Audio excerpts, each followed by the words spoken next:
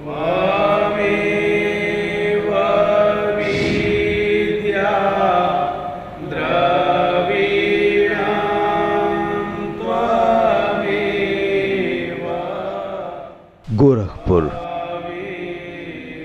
उत्तर प्रदेश का एक प्रमुख शहर।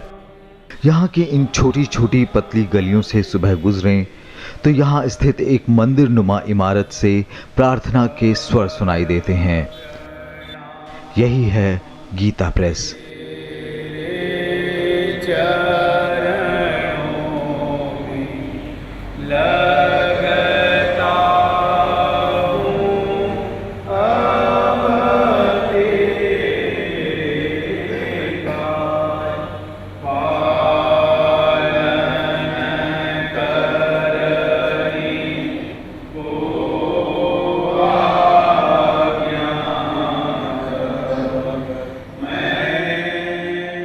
नौ दशकों से सांस्कृतिक, धार्मिक और नैतिक साहित्य की मशाल को प्रज्वलित किए आज भी खड़ा है गीता प्रेस।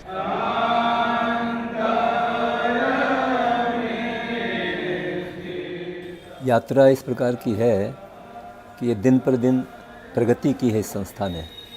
आजकल छोटे मोटे ट्रस्ट भी इतने लंबे समय तक नहीं चल पाते हैं। अच्छे लोग, पूर्वज लोग स्थापित कर देते हैं, पर जो नेक्स्ट जनरेशन्स आता है वो उसको चला नहीं पाता है ठीक से। लेकिन गीता प्रेस की स्थापना कैसे मुहूर्त में हुई ये मुझे मालूम नहीं, परंतु जब से इसकी स्थापना हुई है तब से इसमें प्रगति हुई है। और जो सिद्धांत उन महापुरुषों ने इसके स्थापित किए वो उसी प्रकार आज तक, जहाँ तक मैं समझता हूँ, उसी लाइन पर सारा कार्य चल रहा है। मुनिना मध्ये महाभारतम् अद्वैतामृतवर्षिणीं भगवतीम् अष्टादशाध्यायिनीम् अम्ब त्वामनुसन्दधामि भगवद्गीते भवद्वेषिणीम्।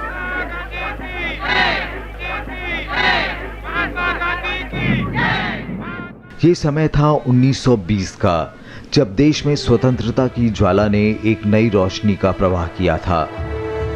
विदेशी शासन के तले बरसों से रह रहे भारतवासी अपनी पहचान फिर से खोजने की कोशिश कर रहे थे। ये काम आसान नहीं था। इसका एक पहलू था कि विदेशी सामानों की तितांजलि दी जाए। गांधी जी के कहने पर अधिकतर लोगों ने ये किया भी। उन्होंने विदेशी कपड़ों की होलिका जलाई और खादी को धारण किया। परंतु ये बदलाव तो भौतिक मात्र था। समाज उस मानसिकता का क्या करे जो बरसों से अंग्रेजों की दास्तां के तले दबी थी। कुछ ऐसे ही विचार से परेशान थे कोलकाता के मारवाड़ी समाज के भद्र पुरुष जयदयाल गोविंद का। जयदयाल जी धार्मिक स्वभाव के व्यक्ति थे। उनका हृदय सदैव परम सत्य, मोक्ष आदि की खोज में रहता था। इसलिए उन्होंने गीता का सहारा लिया। कोलकाता में ही उन्होंने मित्रों के साथ सत्संग करना शुरू कर दिया।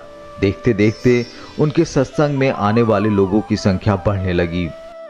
सो कोलकाता में ही गोविंद भवन नाम के एक नए स्थान का चयन भी कर लिया गया। लेकिन सबसे बड़ी समस्या थी कि गीता संस्कृत में थी और सत्संग में भाग लेने वाले सभी व्यक्तियों के पास गीता का सहज रूप नहीं था। सो पहली बार कोलकाता में जयदयाल गोविंद जी ने गीता का मुद्रण कराया। गीता प्रेस के संस्थापकों का मुख्य उद्देश्य रहा कि हिंदी की शुद्धता को बरकरार रखा जाए। इसकी झलक मिलती है उनके द्वारा प्रकाशित पहली गीता की प्रति में, जिसमें संस्कृत के शब्दों को हिंदी में अनुवाद किया गया है। उनका अनुवाद कोई चालू भाषा या कहें उर्दू भाषा में नहीं था। उनका अनुवाद संस्कृत से मिलती जुलती हिंदी भाषा में था। ये भाषा कठिन नहीं थी, ये बहुत सरल भाषा थी। इस तरह हिंदी का अनुवाद किया गया, लेकिन सरल हिंदी, और ये सबके समझ में आने वाली हिंदी थी। और इस तरह हिंदी की शुद्धता को बरकरार रखा गया। पहली बार में कुल 5000 प्रतियां छपाई गईं। ये प्रतियां जल्द ही खत्म हो गईं। लेकिन गीता की इन प्रतियों की भारी मांग आ रही थी। ऐसे में गोयंदका जी ने 6000 अतिरिक्त प्रतियां छपवाने का मन बनाया। हमारे उन महापुरुषों ने जयदयाल जी गोयनका, भाई जी हनुमान प्रसाद जी पोद्दार और भी उनके साथ एक दो लोग थे जैसे घनश्याम दास जी जालान आदि, इन लोगों ने आपस में ये विचार किया। ये लोग सत्संग करते थे और इन लोगों ने आपस में विचार किया कि भारतीय संस्कृति को अक्षुण्ण रखने के लिए और लोगों को इसकी जानकारी कराने के लिए आवश्यकता है कि हम लोग कोई ऐसा प्रकाशन करें जो सबको प्राप्त हो। और इस रूप में श्रीमद् भगवत गीता हमारे सब शास्त्रों का सार है, सारांश है, और उसमें उसको यदि कोई जीवन में उतार ले तो उसका कल्याण हो जाएगा। तो इसलिए हमारे जो सेठ जी थे जयदयाल जी गोयनका, वो गीता से काफ़ी प्रभावित थे, श्रीमद् भगवत गीता से। उन्होंने प्रारंभ में गीता, श्रीमद् भागवत गीता का प्रकाशन कराया। तो उन्होंने गीता को कलकत्ता में छपाया, लेकिन शुद्ध नहीं छाप पाए वो लोग। बार बार शुद्ध करने के लिए उन्होंने आग्रह किया तो उन्होंने कह दिया कि अगर बिल्कुल शुद्ध छापना है तो अपना प्रेस बैठा लीजिए, तभी आप शुद्ध छाप पाएंगे। इस कारण से गीता प्रेस की स्थापना यहाँ पर हुई, शुद्ध छापने के लिए। गीता प्रेस की स्थापना का श्रेय हनुमान प्रसाद पोद्दार और घनश्याम प्रसाद जालान को जाता है। लेकिन गीता प्रेस की स्थापना का सफर भी कम दिलचस्प नहीं था। आज जो आप इतना बड़ा प्रेस देख रहे हैं, उसकी शुरुआत हुई थी यहीं पर लिए गए एक छोटे से मकान से, जिसका किराया था मात्र 10 रुपए महीना। ये जो मशीन आप देख रहे हैं, ये वो पहली मशीन है जो गीता प्रेस में आई। लेकिन यह मशीन उस समय गीता प्रेस की प्रतियों की मांग को पूरा करने के लिए काफी नहीं थी। इस मशीन पर कुल 3 कुशल व्यक्ति 1 घंटे में हद से हद 100 पृष्ठ ही निकाल पाते थे। कहते हैं ना, कठिनाइयां ही नई राह को खोजने का बल प्रदान करती हैं। सो वही हुआ। गीता प्रेस समय समय पर आधुनिक मशीनें खरीदता गया। उस समय लेटर हेड से प्रेस चलती थी, मैटर बनते थे, रबड़ के छोटे छोटे हरफ होते थे, उन्हें आदमी लगाया करते थे, और सीट फेड मशीनें हुआ करती थी जो रात दिन चलती थी, ऐसा हम लोग देखते थे। सीट फेड होने से प्रिंटिंग कम थी, इसलिए उनको मशीनों को 24 घंटे चलाना होता था। और इसी रूप में धीरे धीरे देखते देखते जैसे जैसे समय बदला और जैसे जैसे टेक्नोलॉजी बदली और हम लोग भी जैसे जैसे समझ हम लोगों की सामने आई, तो हम लोग देखे कि कंप्यूटर का युग जब शुरू हुआ था, उस समय CRT मशीनें जो बहुत बड़े बड़े रूप में हुआ करती थी, कंप्यूटर का पहला वर्जन एक तरह से कह सकते हैं CRT मशीनें गीता प्रेस में आई थी। तो उस समय हम लोग देखने आते थे कि भाई ये कंप्यूटर क्या होता है। तो बड़ी बड़ी मशीनें, CRT मशीनें हम लोगों ने देखी और ये समझा कि कंप्यूटर क्या है, और उसमें फीडिंग होती थी। हमारे जो ग्रंथ हैं उनको किस तरह से उसके ऊपर डाल करके करेक्शन किया जाता था और उनका रखरखाव किया जाता था। और धीरे धीरे समय बदला, टेक्नोलॉजी बदली, तो उस प्रक्रिया में निरंतर देखते हुए आज हम इतने बड़े हुए हैं और आज इस रूप में देख रहे हैं जो प्रिंटिंग की लेटेस्ट टेक्नोलॉजी के द्वारा हम काम कर रहे हैं। गीता प्रेस को खुले अब कुछ बरस हो चुके थे। प्रकाशन का कार्य चल रहा था। इसी बीच 1926 को दिल्ली में मारवाड़ी सभा का 8वां अधिवेशन हुआ। इस अधिवेशन में घनश्याम दास बिरला जी ने भी हिस्सा लिया। उन्होंने गोयंदका और उनके मित्रों के विचारों को सुना तो बहुत प्रभावित हुए। बिरला जी ने सुझाव दिया कि इन विचारों को एक पत्र निकालकर प्रकाशित करना चाहिए। हनुमान प्रसाद पोद्दार को ये बात काफी अच्छी लगी। उन्होंने अधिवेशन से लौटते वक्त ही गोयंदका जी से पत्र निकालने की बात कही।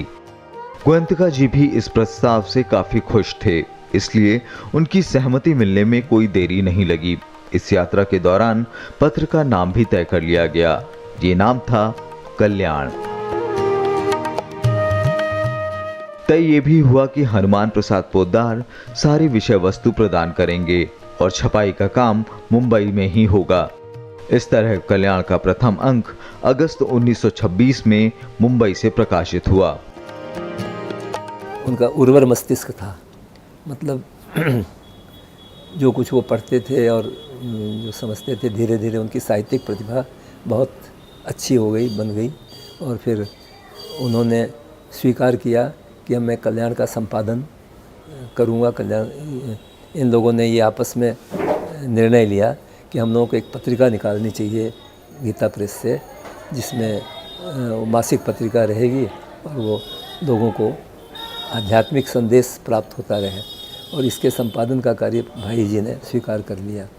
और उसके बाद फिर वो निरंतर गोरखपुर में रहकर, गोरखपुर में वाटिका थी गीता प्रेस की पहले, उसी में वो रहते थे और वहाँ उन्होंने कल्याण का संपादन करना प्रारंभ कर दिया। कल्याण की विशेषता थी कि इसमें पुराणों से कई कथाओं को लिया गया था। साथ ही जयदयाल गोविंद का, हनुमान प्रसाद पोद्दार और कई अन्य महान लेखकों की रचनाओं को भी शामिल किया गया। हनुमान प्रसाद पोद्दार जी जब महात्मा गांधी से मिलने गए थे कल्याण के प्रकाशन के पहले, तो गांधी जी से उन्होंने आशीर्वाद मांगा था। गांधी जी ने उनको आशीर्वाद दिया और ये कहा कि इस पत्रिका में विज्ञापन मत छापना, एक बात, और किताबों का रिव्यू मत छापना। तो वो दोनों चीज़ें आज तक कल्याण में नहीं छपती।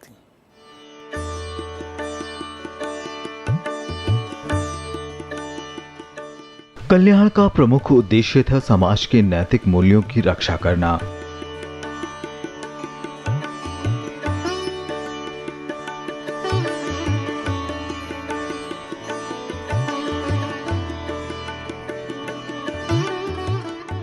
और इन नैतिक मूल्यों का स्रोत थे सनातन धर्म के विभिन्न ग्रंथ जैसे गीता, पुराण इत्यादि। यही एक वजह थी कि कल्याण के लेखकों में शंकराचार्य और धर्म ज्ञाताओं के नाम भी मिलते हैं। लेकिन कल्याण ने सिर्फ सामाजिक कुरीतियों पर ही प्रहार नहीं किया। ये एक प्रचलित धारणा है कि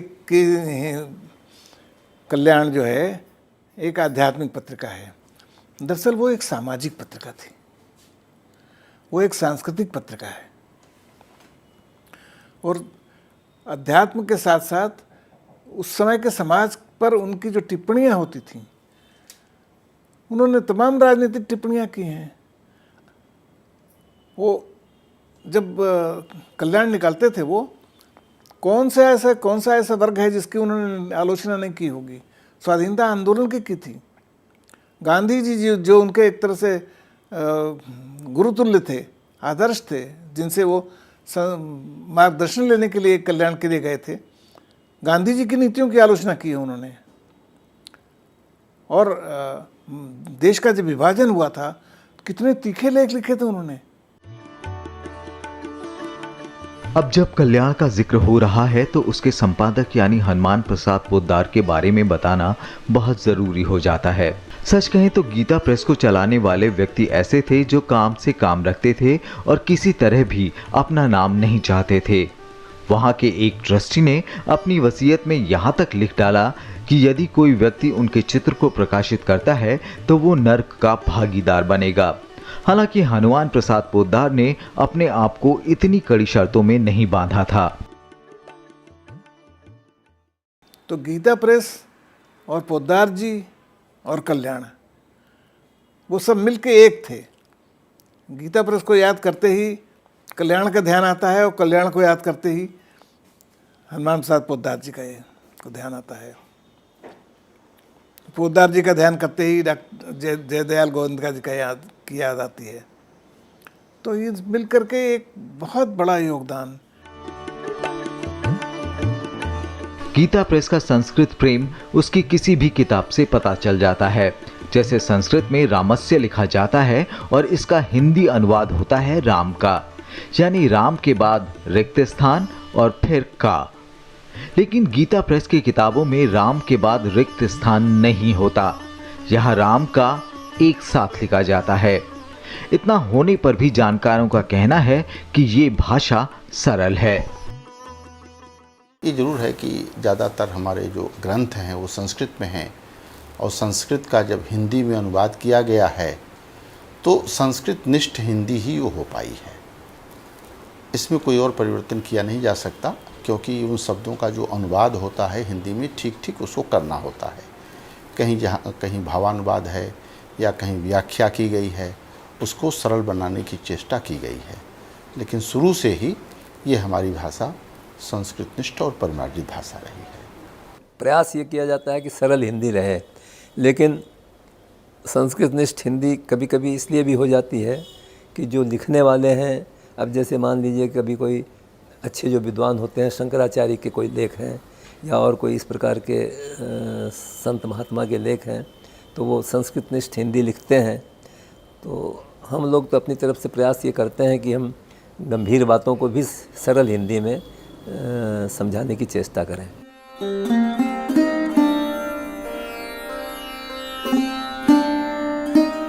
गीता प्रेस की किताबों का एक और मुख्य आकर्षण रहा है और वो है चित्र। ये चित्र शुरुआत से ही रंगीन रहे हैं। इनके पीछे भी एक कथा है।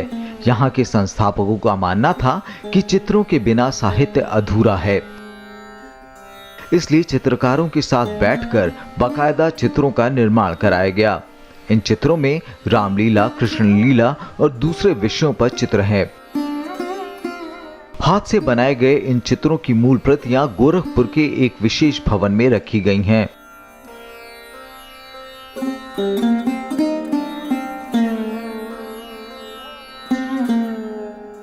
इस चित्र मंदिर का उद्घाटन तत्कालीन राष्ट्रपति श्री राजेंद्र प्रसाद जी ने 1955 में किया था। इस चित्र मंदिर में राम और कृष्ण लीला के अलावा गांधी जी का गीता प्रेस को दिया संदेश भी रखा गया है। साथ ही रखी गई है गीता की एक ऐसी प्रति जिसे मैग्नीफाइंग ग्लास से ही देखा जा सकता है। खैर, अगर चित्रों की बात करें तो कुछ दिनों पहले तक ये चित्र पोस्टरों के रूप में ग्राहकों को उपलब्ध कराए जाते थे, लेकिन कुछ कठिनाइयों के कारण अब ये गीता प्रेस की पुस्तकों के पृष्ठों पर ही दिखाई देते हैं।